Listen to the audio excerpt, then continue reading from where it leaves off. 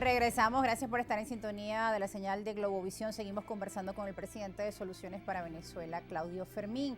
Antes de irnos a la pausa, pues estábamos conversando sobre los recientes hechos y usted pues nos indicaba de qué se busca a través de, por ejemplo, estas inhabilitaciones o qué hay más allá, ¿no? Se trata de analizar y de ver por qué van ocurriendo todas estas acciones dentro de este tablero del ajedrez político en nuestro país. ¿Qué implica? ¿Qué significa? Nos hablaba de que una candidatura, por ejemplo, de María Corina Machado, presidencial, sería para el gobierno incluso pues mucho más fácil de atacar, ¿no? A una persona que pues ha pedido sanciones para nuestro país, etcétera, y que eso, digo yo, podría unificar el sector oficialista. No sé si sería más fácil en términos de fluidez, de pan comido, por decirlo así. No sé si sería más fácil, porque estamos hablando de todos los dirigentes y María Corina no es una excepción, por lo contrario, tiene atributos, es una mujer trabajadora, es una mujer con empuje, tiene un discurso agresivo y tiene un discurso que convoca a la pelea, lo cual viene muy a la medida en estos tiempos de polarización extrema.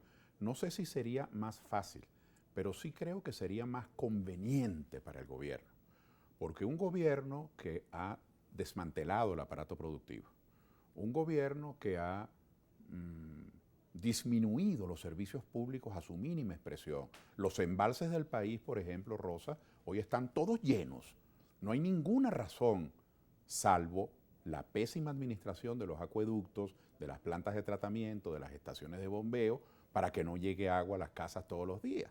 Entonces, un gobierno que le ha fallado a los trabajadores, a los sindicatos, un gobierno que le ha tenido que quitar ceros una y otra vez a la moneda para fingir que la inflación es pasajera, tratará de no estar a la defensiva en una campaña electoral.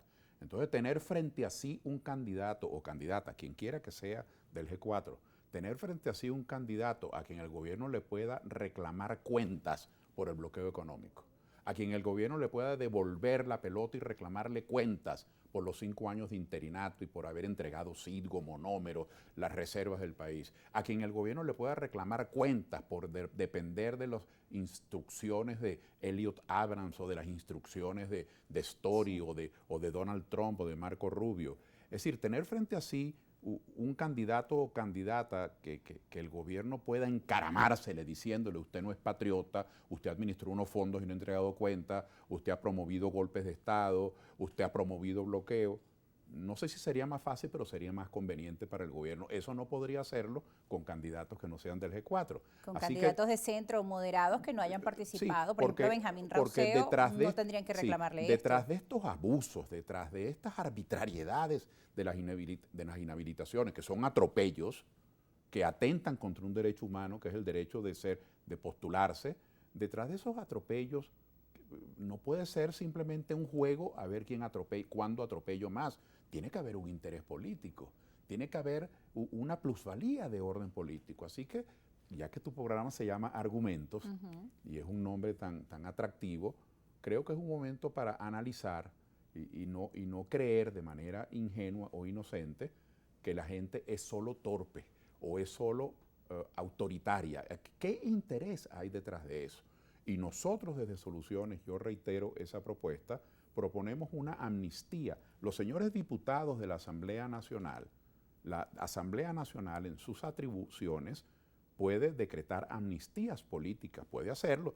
Si quisiera la pacificación del país, que todo el mundo sea incluido, el presidente... Pero la Asamblea es de mayoría oficialista. Bueno, pero no me estoy refiriendo a gobierno u oposición. Lo que quiero decir es que en conveniencia de la pacificación del país, en conveniencia del entendimiento, ya que el gobierno fue a sentarse en México a dialogar. ¿Con quién dialogó el gobierno en México? ¿Con quién está dialogando? Con los autores intelectuales del bloqueo, con los autores intelectuales de las sanciones, con los autores intelectuales de esa estafa histórica que ha sido el interinato de Guaidó, fue con los autores intelectuales. Entonces, ¿cómo se sienta en México a dialogar con los responsables de esas medidas, pero para tener inhabilitados y presos a los operarios, a los que recibían instrucciones de ellos? Es decir, si usted puede lo más, puede lo menos. Si usted puede sentarse en México con quienes inventaron todas estas medidas de conspiración, ¿por qué usted no puede decretar una amnistía para liberar a los presos políticos o para habilitar a los partidos políticos que están ilegalizados de manera injustamente ilegalizados? Entonces, nosotros creemos que desde el punto de vista de los derechos humanos sería una gran reivindicación para Venezuela, no para la oposición o para el gobierno, para Venezuela, que todo el mundo pueda ejercer sus derechos. Y para el año que viene, que tú lo acabas de presentar en la introducción tan interesante que nos ofreciste en el primer segmento, un país que se está llenando de tantos conflictos. ¿Qué queremos en Venezuela? Que haya el año que viene una matazón, una guerra civil, que el año que viene todo el mundo se guinde por las greñas, que el morbo de la noticia, en vez de ser una noticia política, sean noticias de sucesos. Eso es lo que queremos. O queremos un país en el que la campaña electoral sea un escenario para propuestas de cambio, en el que la campaña electoral sea una propuesta a los ciudadanos de no continuar con esta administración, sino ir por otros derroteros con otros programas económicos y sociales. Para que ese clima de análisis se pueda desarrollar, tiene que haber paz. Y la pacificación del país comienza con una amnistía general. Pero por supuesto, quienes están del otro lado de la mesa y siguen reclamando sanciones de una forma insólita, pero casi que en un tono perverso. Aunque hay un sector que rechaza las sanciones dentro de la oposición, pero es un sector que, digamos, dentro de esas encuestas no lo vemos crecer mucho. Veo que crece más el diálogo y el discurso de confrontación o de polarización. Pero en la oposición del G4 todos reclaman más sanciones. Ledesma pide más sanciones, Leopoldo López pide más sanciones, María Corina Machado dice que hay que llegar a extremar las sanciones y la severidad. Ahora, Enrique Capriles sí se ha salido de ese discurso. ¿Qué es lo que ocurre también? Tú hablas de crecer y no crecer. ¿Cuántos puntos tenía? Voy a hablar de líderes que son referentes para todos nosotros. ¿Cuántos puntos tenía Leopoldo López en las encuestas hace 3 años? 50, 45. ¿Cuántos tiene hoy? 0. ¿Cuántos puntos tenía Juan Guaidó hace 1 año? 60, 65. Hoy tiene 0. Es decir, las mayorías llegan a ser minorías.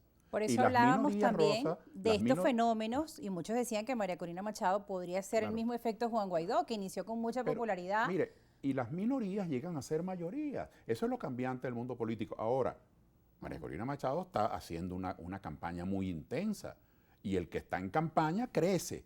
El que no está en campaña no crece. Los partidos de oposición que no son del G4, ninguno ha presentado candidato. Es decir, quienes han presentado candidatos son los partidos del G4, de la plataforma, de tal manera que llaman la atención, están en campaña, están en su derecho. Ahora, hay mucho tiempo. Mire, estamos hoy a mediados del mes de julio, hoy es 20. Hoy estamos empezando julio, estamos a 10 de julio y pues en unos... Estamos hoy es 10, falta perdón, para, hoy es lunes 10 de julio, fíjate tú. Las elecciones fíjate tú, hoy es lunes 10 de julio, que he perdido, que si 20, el lunes 10 de julio. Para el 10 de julio del año 24, Rosa, falta 1 año. Para el 10 de julio del año 24. Y cuando transcurra 1 año y lleguemos al 10 de julio del año 24, todavía faltarán 5 o 6 meses para las elecciones. De tal manera que a estas candidaturas... En el caso que sean en diciembre. Bueno, las elecciones van a ser el año 2024, porque otra mentira que le metieron al país, los mismos que vendieron la abstención, los mismos que vendieron el interinato, los mismos que piden más bloqueo, la otra mentira que le metieron al país es que desde el año pasado están diciendo que van a adelantar las elecciones para el 23, ellos mismos lo han dicho, y resulta que ahora van a escoger su candidato a finales de octubre del 23. Las elecciones van a ser el año 24. ¿Qué razón habría para adelantarla? Sería además otra violación de la Constitución, porque cuando yo voto por Rosa Colmenares para que esté de diputada, si yo voto por ti para que estés de diputada a la Asamblea Nacional, yo te estoy dando un mandato. Y así como yo te lo he dado, te lo han dado 100 más, 2.000 más, 500.000 personas más. ¿Y quién es un cogollo? ¿Quién es Pedro y Juan, por buena voluntad que tengan, para ellos desconocer el mandato que yo te di al votar por ti?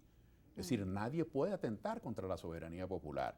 Claro. De tal manera que el presidente de Venezuela, que fue electo por 6 años, pues las elecciones tendrán que hacerse cuando su periodo esté a punto de culminar. Yo no tengo ninguna duda que serán en el año 2024, pero lo que quiero decir con esto, más que una adivinanza cronológica, es que ahora es cuando van a aparecer candidatos. Yo, por ejemplo... ¿Va a lanzar su candidatura también, doctor Claudio? No. Mire, yo, por ejemplo, hablo en primera persona porque no soy quien para hablar en nombre de los demás, pero yo no me siento representado por candidatos que reclamen bloqueo contra su país. Eso es una puñalada contra Venezuela. Eso es un atentado contra el bienestar del país. Yo no me siento representado por gente que desestabiliza las instituciones y que crea paralelismo institucional con un supuesto gobierno interino, con una supuesta Asamblea Nacional legítima, cuando feneció el año 2020 el mandato y todavía se llaman legítimas 3 años después de no tener mandato. Yo no me siento allí representado. De tal manera que estoy seguro que como yo hay miles, hay millones de personas. Entonces, ¿qué duda podemos tener, Rosa?